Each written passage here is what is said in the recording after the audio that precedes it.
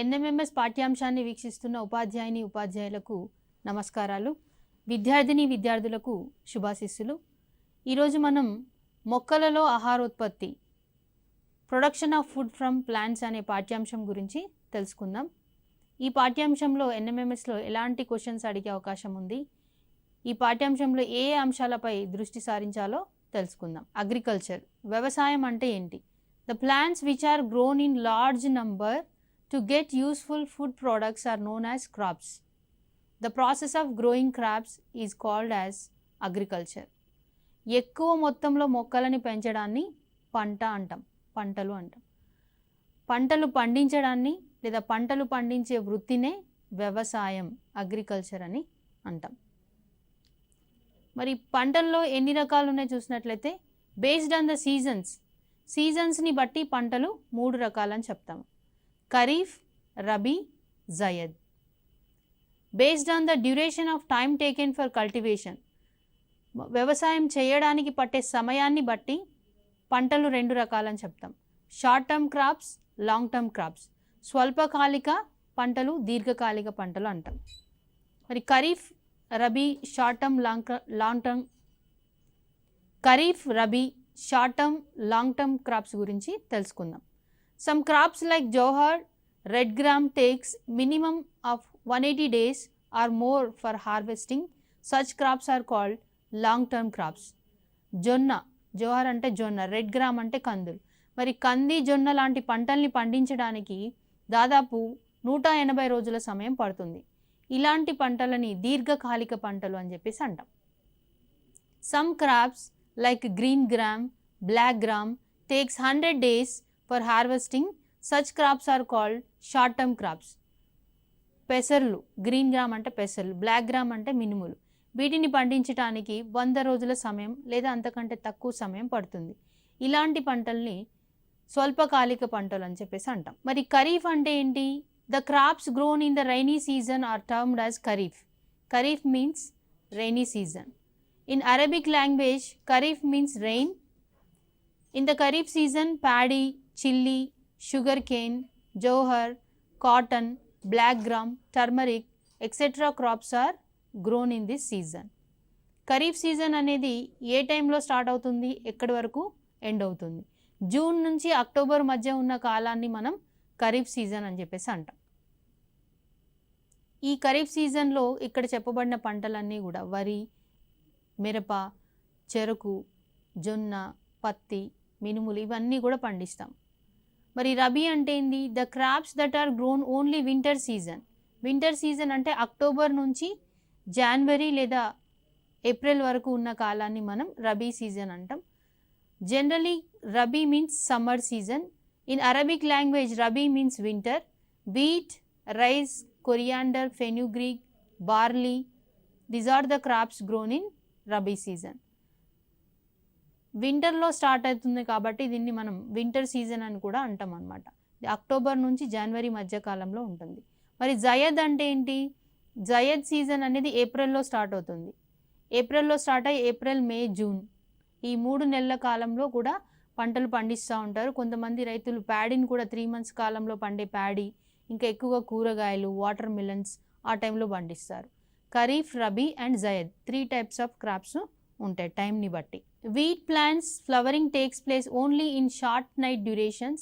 As long as the nights are longer than 12.5 hours, the wheat plant does not flower. In addition to that, temperature is also not sufficient to seed formation. So these are called short night duration plants. Wheat, గోధుమ మొక్కలు అనేవి night duration అనేది ఎక్కువగా ఉంటే ఇవి పుష్పాలని ఇవ్వవు. Short night duration అప్పుడే ఎక్కువ పుష్పాలని ఉత్పత్తి చేస్తాయి. కాబట్టి మనం షార్ట్ నైట్ డ్యూరేషన్ ఉన్న టైంలో వీట్, గోధుమ పంటని వేస్తూ ఉంటాం. In plants like maize, cotton, flowering will be more when the night duration is more than 12.5 hours. These are called long night duration crops. Long night duration crop అంటే రాత్రి సమయం ఎక్కువగా ఉండే పంటలు. ఈ 12.5 కంటే ఎక్కువ అవర్స్ రాత్రి సమయంలో ఇవి ఎక్కువగా పుష్పాలను ఇస్తాయి అన్నమాట. ఎంత ఎక్కువ ఫ్లవరింగ్ వస్తే ఫ్లవర్సే కదా ఫ్రూట్గా మారేది, పంట దిగుబడి కూడా అంత ఎక్కువగా ఉంటుంది. మరి లాంగ్ నైట్ డ్యూరేషన్ క్రాప్స్కి ఎగ్జాంపుల్గా మనం మెయిజ్, మొక్కజొన్న ఇంకా కాటన్ పత్తి చెప్పుకోవచ్చు. Some plants night duration is not at all the reason for flowering. They can give flowers any time during the year. కొన్ని మొక్కలకి నైట్ టైం ఎక్కువ ఉందా తక్కువ ఉందా అనే దాంతో సంబంధం లేకుండా ఎప్పుడైనా కూడా పుష్పాలను ఇస్తూనే ఉంటాయి. దానికి ఎగ్జాంపుల్ సోయాబీన్. ఇలాంటి ప్లాంట్స్ని న్యూట్రల్ ప్లాంట్స్ అని అంటాం, తటస్థ మొక్కలు అని చెప్పేసి అంటాం. Short night duration and suitable temperature are needed for proper flowering in wheat plants. That is the reason wheat is cultivated in the rabi season. గోధుమ పంట బాగా పంట దిగుబడి ఇవ్వాలంటే షార్ట్ నైట్ అంటే తక్కువ రాత్రి సమయం మరియు ఉష్ణోగ్రత సరైన విధంగా ఉండేటట్టు చూసుకోవాలి. అందుకే గోధుమని ఖరీఫ్లో కాకుండా రబీ సీజన్లో పెంచడానికి రైతులు ఇష్టపడతారు. Next, the main food for all is rice. Rice is the prime, most essential and important staple food crop. Worldwide in many countries, rice is taken as food. So it is called as global grain. ఎగ్జామ్లో మనకి global grain ఏంటి అని చెప్పేసి కింద rice, Jauhar, different wheat అట్లా మనకి options ఇచ్చే అవకాశం ఉంటుంది. కాబట్టి ఇంపార్టెంట్, అది గుర్తుపెట్టుకోండి. గ్లోబల్ గ్రెయిన్ అని ఎందుకు అంటామంటే ప్రపంచంలో ఉన్న అన్ని దేశాల్లో కూడా చాలా వరకు వరిని ఆహారంగా తీసుకుంటారు. Rice was cultivated in the late Mesolithic period, that is 9000 to 8000 BC, and in the Harappan civilization 2300 BC. It is also grown in the cooler temperature regions of China, Japan and Australia. India has the largest area of land under rice cultivation in the world. Although the production per hectare is low when compared with China and Japan. ప్రపంచంలో ఎక్కువ మొత్తంలో వరిని సాగు చేసే దేశం ఏంటంటే ఇండియానే. ఎక్కువ మొత్తం అంటే ఎక్కువ ఎకరాలలో అన్నమాట. ఎక్కువ ఎకరాలలో వరిని సాగు చేసే దేశం ఇండియానే అయినప్పటికీ చైనా, జపాన్తో పోల్చుకుంటే మన దేశంలో వరి ఉత్పత్తి అనేది తక్కువ ఉంది. ఎందుకు అనేది తెలుసుకుందాం. దానికంటే ముందు మన దగ్గర వరిని పెంచిన ఆనవాళ్ళు హరప్పన్ నాగరికతలో కూడా, అంటే 2300 years కంటే ముందు కూడా వరిని పెంచిన ఆనవాళ్ళు మనకు హరప్పా నాగరికత కాలంలో కనిపించాయి. అంతేకాకుండా మెసోలిథిక్ పీరియడ్లో కూడా రైస్ని కల్టివేట్ చేసేవాళ్ళు అనేది కూడా మనకి హిస్టరీ చెప్తుంది. మరి చైనా అండ్ ఇండియా, జపాన్ యొక్క చూసినట్లయితే సెన్సెస్ రైస్కి సంబంధించి చూసినట్లయితే land under rice cultivation 1 million hectares. India 40 million hectares అయితే China 37 million hectares, Japan 2.5 million hectaresలో వరిని సాగు చేస్తుంది. Total production 1 million metric tons. ఇండియాలో వచ్చి 79 million metric tons ఉంటే China 130 million metric tons produce చేస్తుంది. జపాన్ 16 metric tonsని ప్రొడ్యూస్ చేస్తుంది. ప్రొడక్షన్ పర్ ఏరియా, ఒక హెక్టార్ అంటే 2.5 acres అనమాట. 2.4 acresని మనం ఒక హెక్టార్ అంటాం. మరి మన ఇండియాలో 2.4 acresకి ఎంత రైస్ కల్టివేట్ చేస్తున్నాం మనం అంటే, ఎంత ప్రొడక్షన్ ఉంది అంటే 1975 kgs. అదే చైనాలో అయితే 3534 kgs కల్టివేట్ చేస్తున్నారు. జపాన్ వాళ్ళైతే 6250 kgsని ప్రొడ్యూస్ చేస్తున్నారు. అత్యధికంగా మరి ఎవరు ప్రొడ్యూస్ చేస్తున్నారు? జపాన్ వాళ్ళు. మరి ఏంటి వాళ్ళ ప్రొడక్షన్ ఎందుకు అలా ఎక్కువ ఉంది అని చెప్పేసి అంటే, వాళ్ళు వాడే సీడ్స్ కావచ్చు, హై ఈల్డింగ్ వెరైటీస్ కానీ, వాళ్ళు వాడే పద్ధతులు, మోడ్రన్ అగ్రికల్చర్ మెథడ్స్ కానీ, వీటి వల్ల వాళ్ళలో ప్రొడక్షన్ అనేది ఎక్కువగా ఉందని చెప్పొచ్చు. Paddy growing field is divided into so many plots. Those are called as కయ్యలు ఆర్ మడులు. మనం వరిని పెంచడం కోసం భూమిని మనం ఏ విధంగా డివైడ్ చేస్తాం? చిన్న చిన్న మడులుగా విడగొడతాం అన్నమాట. వ్యవసాయం చేయడంలో దశలు ఏమున్నాయి అంటే, వరిని పండించడంలో ఏమేమి దశలు ఉన్నాయి, ఈ దశలు సీక్వెన్షియల్గా గుర్తుపెట్టుకోవడం కూడా ఇంపార్టెంట్ అనమాట. First one is preparing the soil, నేలని సిద్ధం చేసుకోవడం. రెండవది సోయింగ్ సీడ్స్, విత్తనాలని నాటడం. థర్డ్ వన్ అప్లయింగ్ మెన్యూర్, ఎరువుల్ని వేయటం. ఫోర్త్ వన్ ఫెసిలిటేట్ వాటర్, నీటిని అందించడం, ఇరిగేషన్ అంటాం. ఫిఫ్త్ వన్ వీడింగ్, కలుపు తీయడం. సిక్స్త్ వన్ క్రాప్ హార్వెస్టింగ్, పంటని కోయడం. Seventh one storage of crops, పండించిన ధాన్యాన్ని నిల్వ చేసుకోవడం. ఇవన్నీ కూడా వరిని పండించడంలో ఉన్న దశలు. సీక్వెన్స్గా గుర్తుపెట్టుకోవాలి. ఎగ్జామినేషన్లో ఈ సీక్వెన్స్ మీద కూడా అడిగే అవకాశం ఉంది. Agricultural practices are carried out either using man power or through special tools. The above practices are common for Kharif, Rabi and third crop also. These practices are not only for paddy growing but also for other crops. మరి పైన చెప్పుకున్న ఈ steps అన్నీ కూడా వరిని పండించడానికే కాదు, ఇతర ఏ పంటలైనా కంది కానీ పత్తి కానీ మిరప ఏవి తీసుకున్నా కూడా ఈ స్టెప్స్ అన్నీ కూడా ఫాలో అవుతూ ఉంటారు. ఫస్ట్ వన్ వచ్చి ప్రిపేరింగ్ ద సాయిల్, నేలని సిద్ధం చేసుకోవడం. Ploughing and applying manure. Ploughing loosen the soil and it helps in easy transportation of air and water. నేలని దున్నడం. ప్లవింగ్ ఎందుకు చేస్తాం మనము? నేలని దున్నడం వల్ల ఉపయోగం ఏంటి అంటే నేల మట్టి రేణువులు అనేవి వదులవుతాయి అన్నమాట. ఎప్పుడైతే నేల వదులవుతుందో అప్పుడు గాలి నీరు సులువుగా భూమిలోకి పోతుంది. గాలి నీరు సులువుగా భూమిలోకి వెళ్ళడం వల్ల మొక్క వేర్లు సులువుగా భూమిలోకి వెళ్ళిపోయి మొక్క స్ట్రాంగ్గా రూట్ సిస్టమ్ని స్ప్రెడ్ చేసుకుంటుంది అన్నమాట భూమిలో. అప్పుడు మొక్క బలంగా పెరగడానికి అవకాశం ఉంటుంది. Water is stored deeply for long time as the soil is soft. ఇంకా నేల నీటిని ఎక్కువ కాలం నిల్వ చేసుకుంటుంది. నేల మట్టి కూడా మృదువుగా ఉంటుంది. Roots penetrate in the deep and can respire well as the air enters easily in to the soil. Soil friendly micro organisms and earth worms can grow well when the soil is soft. మరి మట్టి మృదువుగా ఉన్నప్పుడు ఏమవుతుంది? మట్టిలో ఉపయోగకరమైన bacteria, దాని తర్వాత earth worms కూడా పెరుగుతాయి అన్నమాట. ఎందుకు ఎర్త్ వార్మ్స్, బ్యాక్టీరియా ఎందుకు అవసరం? నేలలో పడిపోయిన అంటే అంతకుముందు సంవత్సరం పడిపోయిన మొక్కల యొక్క ఆకులు కానీ మిగిలిపోయిన స్టాక్స్ ఉంటాయి. అంటే మనం వరిని కోసిన తర్వాత మిగులుతాయి కదా, ఆ కొయ్యలు అంటాం. ఆ కొయ్యలన్నీ కూడా మనం మట్టిలో వేసి దున్నుతారు కలిపి. దున్నినప్పుడు ఏమవుతుంది? అంతా కూడా మట్టిలోనే ఉండిపోతాయి. మరి అవన్నీ కుళ్ళిపోయి మట్టిలో కలవాలి, పోషకాలుగా మారాలంటే వాటిపైన పనిచేయడానికి మైక్రో ఆర్గానిజమ్స్ ఉండాలి.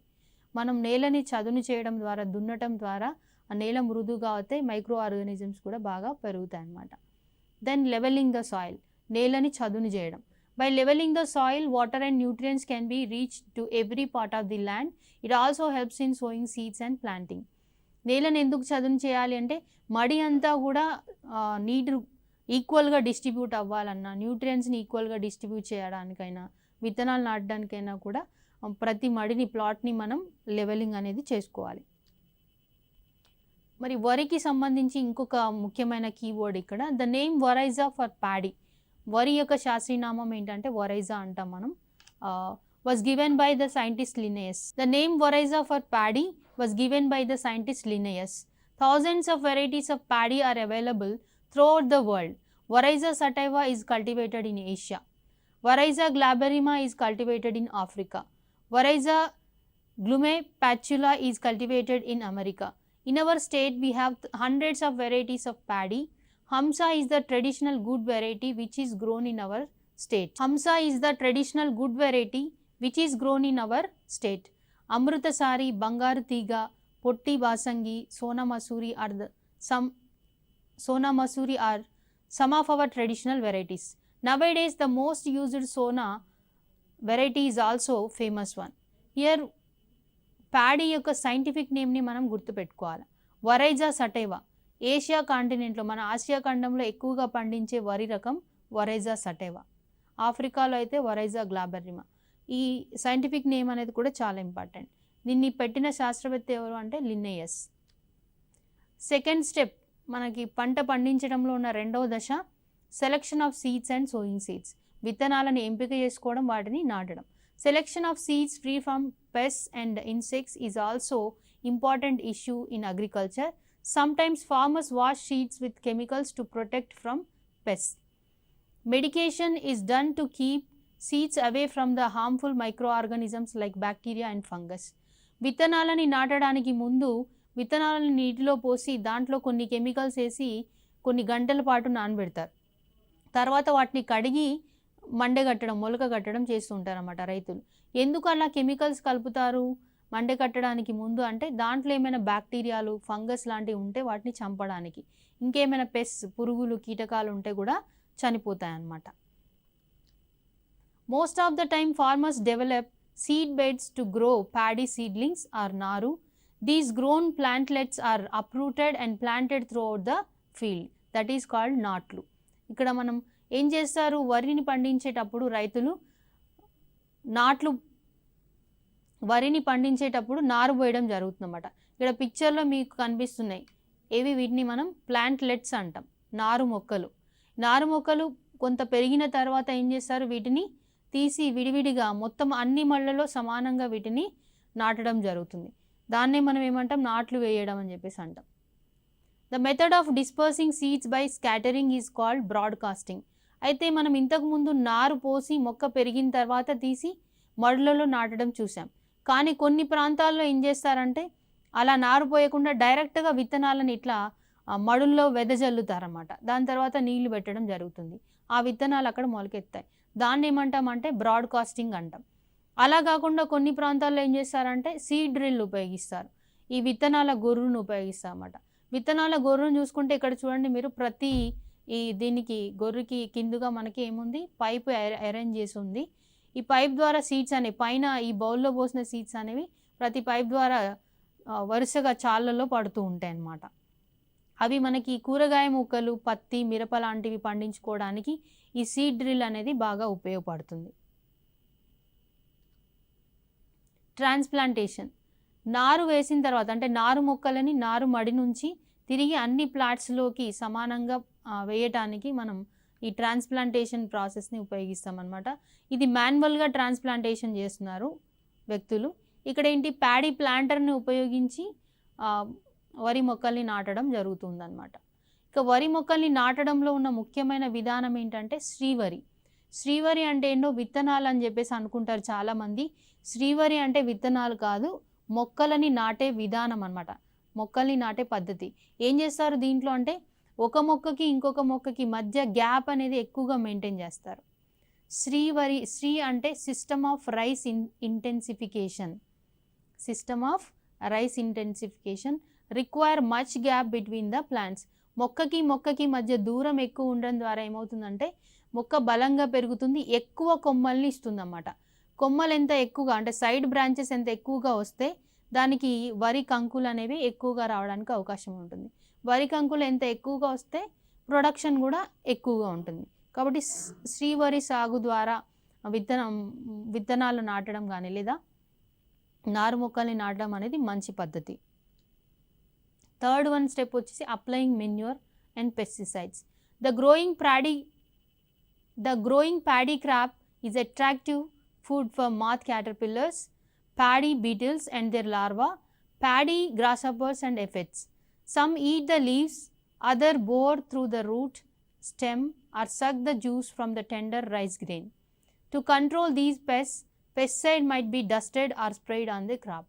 సాధారణంగా వరి పంట మీద రకరకాల కీటకాల యొక్క లార్వాలు దాడి చేస్తూ ఉంటాయి అన్నమాట. వరి యొక్క ఆకుల్ని కానీ, కాండాన్ని కానీ, వేర్లని కానీ, విత్తనాలను కానీ వాటి నుంచి రసాన్ని పీల్చేసి మొక్క మొత్తం కూడా చనిపోయేలాగా చేస్తూ ఉంటాయి. వీటిని చంపడం కోసం ఏం వాడుతుంటారు, పెస్టిసైడ్స్, పురుగు మందుల్ని వాడుతూ ఉంటారు. పురుగు మందుల్ని స్ప్రే చేయడం కానీ లేదా పౌడర్ రూపంలో చల్లడం కానీ చేస్తూ ఉంటారు. In lemon plants white brown color spots on the fruits and leaves observed. This is because of bacteria called disease called citrus canker. నిమ్మకాయ మీద మరియు పత్రం మీద మనకి మచ్చలు కనిపిస్తూ ఉంటాయి. అలా నిమ్మకాయల మీద, పత్రాల మీద బ్రౌన్ కలర్లో, వైట్ కలర్లో వచ్చే ఆ మచ్చల్ని, ఆ వ్యాధిని ఏమంటామంటే నిమ్మ గజ్జి తెగులు అని చెప్పేసి అంటాం, సిట్రస్ క్యాంకర్ అంటారు. Leaves and fruits of lemon has powdery spots because of virus. Groundnut, all leaves of the affected plants have powdery spot. The whole plant becomes wilted. This fungal disease is called ticca disease.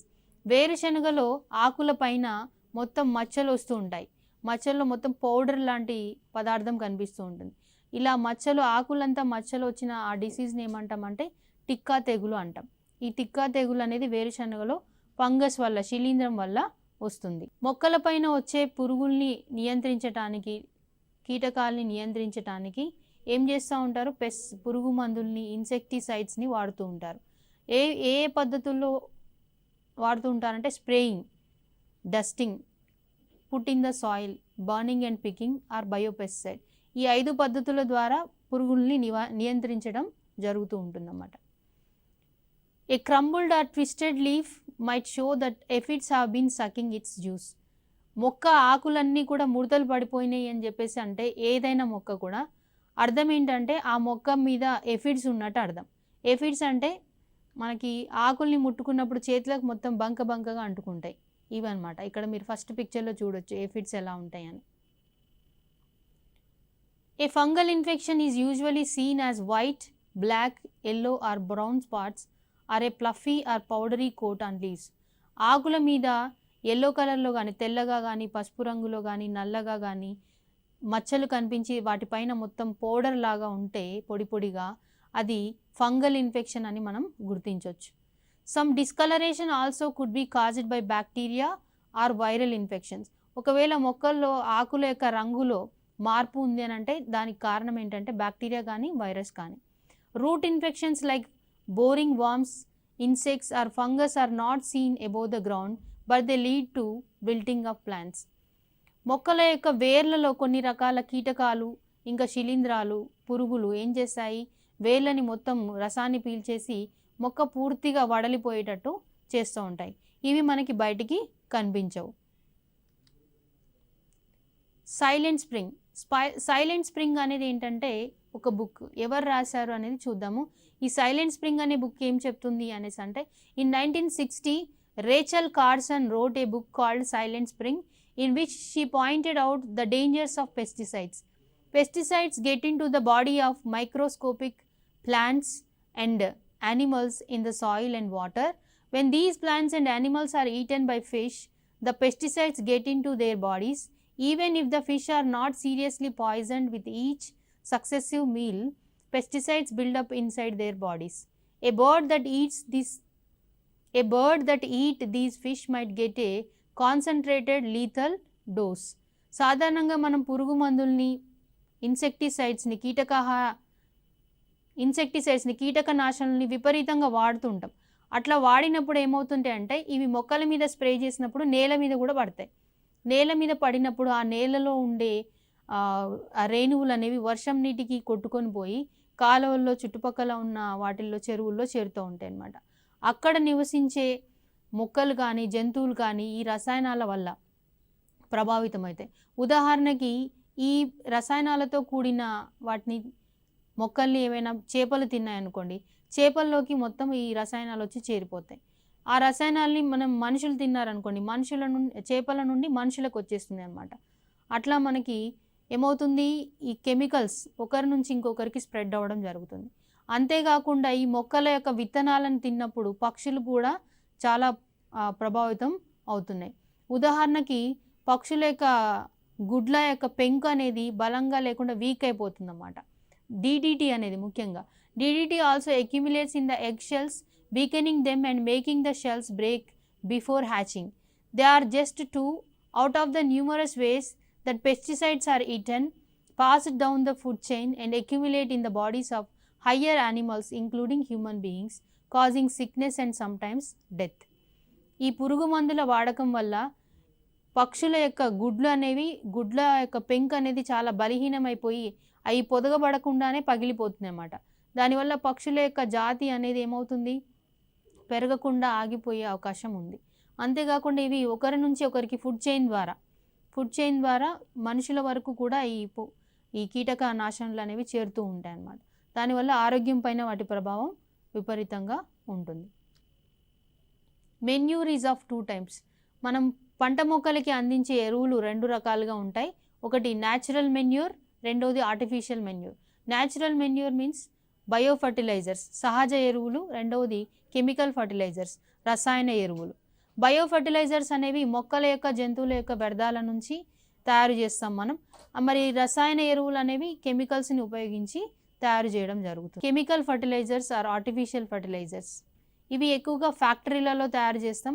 Artificial fertilisers అంటే మీ అందరికీ తెలుసు, urea, దాని తర్వాత DAP కానీ, super phosphate, potassium, ఇలాంటివన్నీ కూడా ఫ్యాక్టరీలలో తయారు చేయబడిన రసాయన ఎరువులు అన్నమాట. వీటిలో ఎక్కువగా ఏముంటుంది, nitrogen, phosphorus, potassium. Nitrogen, phosphorus, potassium అనేవి మొక్క పెరుగుదలకి కావాల్సిన అత్యంత ముఖ్యమైన మూలకాలు అన్నమాట. NPK అంటాం. What would happen if over dosage of manure is added to soil? ఎక్కువ మొత్తంలో ఎరువుల్ని వాడితే ఏమవుతుంది, ఏమవుతుంది, ఎక్కువ మొత్తంలో ఎరువులు వాడినప్పుడు ఈ ఎరువులు అనేవి ఆ పొలంలో పడ్డమే కాకుండా పొలం నుంచి వర్షపు నీటి ద్వారా పక్కనున్న చెరువులోకి కుంటల్లోకి కూడా చేరిపోయే అవకాశం ఉంది ఎక్కువగా ఉండే ఈ ఎరువులు అనేవి. అంతేకాకుండా నేల యొక్క ఫర్టిలిటీని కూడా ఈ ఎరువులు అనేవి ప్రభావితం చేస్తాయి. ఎసిడిక్ లేదా ఆల్కలైన్ నేచర్ అనేది మారిపోవడం జరుగుతుంది. బాగా ఎసిడిక్గా కానీ లేకపోతే బాగా ఆల్కలైన్ నేచర్లోకి కానీ బాగా ఆమ్లత్వాన్ని కానీ లేదా క్షారత్వాన్ని కానీ చేరుకునే ప్రభావం ఉంది. ఇరిగేషన్ మీన్స్ నీటిపారుదల. The process of watering crop plants in the field is known as irrigation.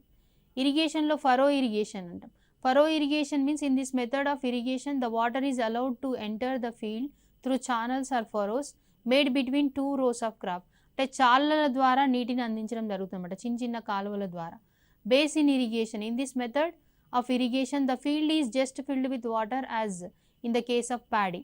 మడి మొత్తానికి నీళ్లు పెట్టడం జరుగుతుందన్నమాట. దాన్ని మనం బేసిన్ ఇరిగేషన్ అంటాం. ఈ ఫరో ఇరిగేషన్, బేసిన్ ఇరిగేషన్ ద్వారా నేల మొత్తం తడుచుకుంటూ పోవాలి కాబట్టి నీరు అనేది వేస్ట్ అవుతూ ఉంటాయి. అలా కాకుండా నీరు వేస్ట్ కాకుండా ఉండాలంటే మనకి బెస్ట్ మెథడ్స్ ఏంటంటే తక్కువ వాటర్ని ఉపయోగించుకునే పద్ధతులు. ఏంటంటే మోడ్రన్ మెథడ్స్ ఆఫ్ ఇరిగేషన్, ఆధునిక నీటిపారుదల పద్ధతులు అన్నమాట. వీటిలో ఆధునిక నీటిపారుదల పద్ధతులు ముఖ్యంగా చెప్పుకోదగ్గవి స్ప్రింక్లర్స్, డ్రిప్ ఇరిగేషన్. స్ప్రింక్లర్స్ ద్వారా ఏంటంటే యూనిఫామ్గా ల్యాండ్ అంతా కూడా మనం ఒకేసారి నీటిని అందించడానికి అవకాశం ఉంటుంది. డ్రిప్ ఇరిగేషన్లో ఏం చేస్తారంటే ప్రతి మొక్క దగ్గర మొత్తం అన్ని ప్లాంట్స్కి ఒక మడిలో ఉన్న ప్లాంట్స్ అన్నిటికీ కూడా ఏం చేస్తారు, పైప్ లైన్స్ వేసేసి ప్రతి మొక్క దగ్గర ఒక హోల్ని ఏర్పాటు చేయడం జరుగుతుంది అన్నమాట. పైపుకి ఏమవుతుంది, ఆ పైపు ద్వారా మొక్క దగ్గర మాత్రమే నీళ్లు పడతాయి అన్నమాట. ల్యాండ్ అంతా కూడా వాటర్ని సప్లై చేయాల్సిన అవసరం ఉండదు. వాటర్ వేస్టేజ్ అనేది ఇక్కడ జరగదు. 5th వన్ వచ్చి వీడ్స్ అంటే ఏంటి అసలు? యాక్చువల్గా మనకి కావాల్సిన ఆహార పంటలతో పాటు పెరిగే మొక్కల్ని మనం కలుపు మొక్కలు అంటాం అనమాట. వీటి వల్ల మనకి ఎలాంటి ఉపయోగం ఉండదు. ఈ కలుపు మొక్కలు ఇంకా ఏం చేస్తాయంటే పంట మొక్కలతో పాటు ఆహారం కోసం పోటీ పడతాయి, ప్లేస్ కోసం పోటీ పడతాయి, సన్లైట్ కోసం పోటీ పడతాయి. వీటి వల్ల ఇంకా వ్యాధులు కూడా వ్యాప్తి చెందే అవకాశం ఉంది.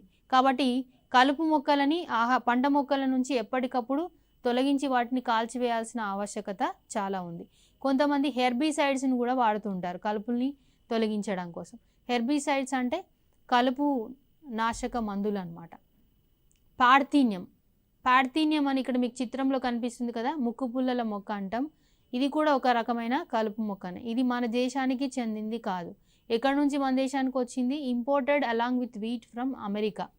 మన దేశానికి గోధుమ విత్తనాలతో పాటు అమెరికా నుంచి వచ్చిందన్నమాట. కానీ ఇప్పుడు ఎక్కడ చూసినా ఎక్కడ పడితే అక్కడ ఈ పార్థీనియం మొక్కలు అనేవి కనిపిస్తూ ఉంటాయి. వీడ్ కంట్రోలింగ్ ఎలా చేయొచ్చు అనేది మనం ఇక్కడ కొన్ని పద్ధతులు. హ్యాండ్ పికింగ్ అంటే చేతితో పీకి పడేయటం. వీడ్ హ్యారో అంటే కలుపుని నివారించడం కోసం దున్నుతారు ఆ నాగలి ద్వారా, దాన్ని వీడ్ హ్యారోయింగ్ అంటాం. నెక్స్ట్ టిల్లింగ్ అండ్ ప్లవింగ్ దున్నడం ద్వారా తొలగించవచ్చు. నెక్స్ట్ ఫార్మర్స్ యూజ్ వీడిసైడ్స్ అంటే కలుపు నాశక మందులు అనమాట. దీంట్లో ముఖ్యంగా చెప్పుకోదగ్గది 2,4-D. 2,4-D means two four dichlorophenoxy acetic acid. ఈ 2,4-డైక్లోరోఫినాక్సీ ఎసిటిక్ యాసిడ్ అనేది డైకాటిలిడానస్ ప్లాంట్స్ని కంట్రోల్ చేయడానికి ఉపయోగపడుతుంది. ద్విదళ బీజ మొక్కల్ని నియంత్రిస్తుంది అనమాట. నెక్స్ట్ హార్వెస్టింగ్ అంటే పంట కోయడంలో మనకి threshing, winnowing, modern harvesting on roads వంటి పద్ధతులు కనిపిస్తాయి. థ్రెషింగ్లో ఏం చేస్తారంటే విత్తనాలని, మొక్క యొక్క చివర ఉన్న విత్తనాలని వేరు చేస్తూ ఉంటారు. థ్రాషింగ్లో ఏం చేస్తారు, దేనికైనా సపోర్ట్ తీసుకొని దానికి వేసి కొడుతుంటారు అనమాట మొక్కల్ని. కొట్టినప్పుడు విత్తనాలు బయట రాలిపడుతూ ఉంటాయి. రాలిపడిన విత్తనాలన్నింటినీ ఏం చేస్తుంటారు, చాటలో తీసుకొని ఎగబట్టినప్పుడు ఏమవుతుంది, విన్నోయింగ్ చేసినప్పుడు విత్తనాలన్నీ ఒకవైపు, విత్తనాల్లో ఉన్న తాలు, దాని తర్వాత గడ్డి, పోచలు అవన్నీ ఏమైనా ఉంటే అవన్నీ ఒకవైపు పడుతుంటాయి. మోడ్రన్ హార్వెస్టర్స్ అంటే ఇప్పుడు మనకి వరి కోత యంత్రాలు వచ్చాయి. దీంట్లో ఏంటంటే గడ్డిని వేరుగా, విత్తనాలని వేరుగా ఒకేసారి చేసేస్తుంది అన్నమాట కట్ చేసేటప్పుడు. అంతేకాకుండా ఇంకొంతమంది ఏం చేస్తారంటే ఇట్లా థ్రాషింగ్ చేయలేని వాళ్ళు, లేకపోతే మోడ్రన్ హార్వెస్టర్స్ డబ్బులు పెట్టని వాళ్ళు ఏం చేస్తారంటే మొక్కల్ని రోడ్డు మీద వదిలేస్తారు. రోడ్డు మీద పెట్టినప్పుడు ఏమైంది, వచ్చిపోయే వెహికల్స్ అన్నీ కూడా వాటి మించి తొక్కించుకుంటూ వెళ్ళడం వల్ల విత్తనాలు వేరవుతాయి అన్నమాట. ఇలాంటి వాటి వల్ల డేంజరస్ ఎవరికి, వెహికల్స్ నడిపే వాళ్ళకి. స్టోరేజ్ ఆఫ్ గ్రెయిన్స్, విత్తనాలని నిల్వ చేయడం. విత్తనాలని సాధారణంగా ఎక్కడ నిల్వ చేస్తూ ఉంటారు, గోడౌన్స్లో నిల్వ చేస్తుంటారు. ఇంకా మెటాలిక్ కంటైనర్స్లో కానీ బ్యాంబూ బిన్స్లో కానీ నిల్వ చేస్తుంటారు. ఇంతకుముందు బ్యాంబూ బిన్స్ వాడేవాళ్ళు, కానీ ఇప్పుడు మాత్రం బ్యాంబూ బిన్స్ తక్కువ మంది వాడుతున్నారు. ఇంకా కోల్డ్ స్టోరేజెస్లో కూడా నిల్వ చేయడం జరుగుతుంది. Fungi, rats, pests and bacteria causes damage to grains. Removing moisture from grains prevents the growth of microorganism. ధాన్యాల్ని నిల్వ ఉంచాలి ఎక్కువ రోజుల పాటు అంటే ధాన్యంలో ఉండే తేమని తొలగించాలి. దాని ద్వారా ఫంగీ, బ్యాక్టీరియా లాంటి వాటిని పెరగకుండా మనం చూడవచ్చు అన్నమాట. పిల్లలు, ఇప్పటి వరకు మనం మొక్కల నుండి ఆహారోత్పత్తి అనే పాఠ్యాంశం గురించి చూసాం కదా. ఈ పాఠ్యాంశం మీద ఎలాంటి ప్రశ్నలు అడిగే అవకాశం ఉంది ఎన్ఎంఎంఎస్లో చూద్దాం. Arrange the sequential steps in process of agriculture. వ్యవసాయంలో దశలని ఒక క్రమ పద్ధతిలో అమర్చమంటున్నాడు. Preparing the soil, sowing of seeds, weeding, applying manure, crop harvesting, facilitate water, storage of crops. దీంట్లో కరెక్ట్ సీక్వెన్స్ ఏంటి? ఫస్ట్ మనకి preparing the soil, second step ఏంటి sowing of seeds, third step ఏంటి అప్లయింగ్ మెన్యూర్, ఫోర్త్ స్టెప్ వచ్చి facilitate water, next step వచ్చి weeding, కలుపు మొక్కల్ని తీసేయడం, తర్వాత crop harvesting, then after that storage of crops. ఇవన్నీ ఇది కరెక్ట్ సీక్వెన్స్. దీంట్లో కరెక్ట్ ఆప్షన్ ఏంటి అంటే ఆప్షన్ బి అనేది correct. Which one of the practice is good to control diseases. వ్యాధుల్ని నియంత్రించడానికి సరైన విధానం ఏంటి? A farmer removes the affected leaves from the plant and puts them under the plant only. A farmer removes the affected leaves from the plant and puts them aside in the field. A farmer removes the affected leaves from the plant and put them in a dump and covers with soil. A farmer removes the affected leaves from the plant and burns them. ఏవైతే వ్యాధికి లోనవుతాయో వ్యాధికి లోనైన ఆకులని మొక్క నుంచి వేరు చేసి వాటిని కాల్చివేయాలి. అది సరైన పద్ధతి. కాబట్టి ఇక్కడ కరెక్ట్ ఆప్షన్ ఏంటి? Option D. Which one of the following method is not preferable to control weeds? కలుపు మొక్కలని నియంత్రించడానికి అంతగా పాటించాల్సిన పద్ధతి, అంత అనుగుణమైన పద్ధతి కానిది ఏంటి? ఒకటి హ్యాండ్ పికింగ్, రెండవది tilling and ploughing, third one herbicides, fourth one using modern weed harrow. దీంట్లో హ్యాండ్ పికింగ్ చేతితో కలుపు మొక్కల్ని తీసేయడం కానీ, లేకపోతే నేలని దున్నడం కానీ, లేకపోతే కలుపు పోవడం కోసం నాగలిని ఉపయోగించి దున్నడం కానీ నేలకి ఎలాంటి హాని ఉండదు, వాతావరణానికి ఎలాంటి హాని ఉండదు. కానీ సి ఆప్షన్ ఏంటి? హెర్బిసైడ్స్, కలుపు నాశక మందుల్ని ఉపయోగించడం. వీటి వల్ల పర్యావరణానికి హాని జరుగుతుంది. కాబట్టి ఇది మనం ఇక కలుపుని నియంత్రించలేని దశలో ఉంది, మన చేయి దాటిపోయింది అంటే అప్పుడు హెర్బిసైడ్ వాడవచ్చు. కాబట్టి కరెక్ట్ ఆప్షన్ ఏంటి ఇక్కడ? సి. పిల్లలు, ఇప్పటి వరకు మనం ఎన్ఎంఎంఎస్లో ఎలాంటి ప్రశ్నలు అడిగే అవకాశం ఉంది ఈ పాఠంలో తెలుసుకున్నాం కదా. మరొక అంశంతో మళ్ళీ కలుద్దాం. అప్పటి వరకు సెలవు.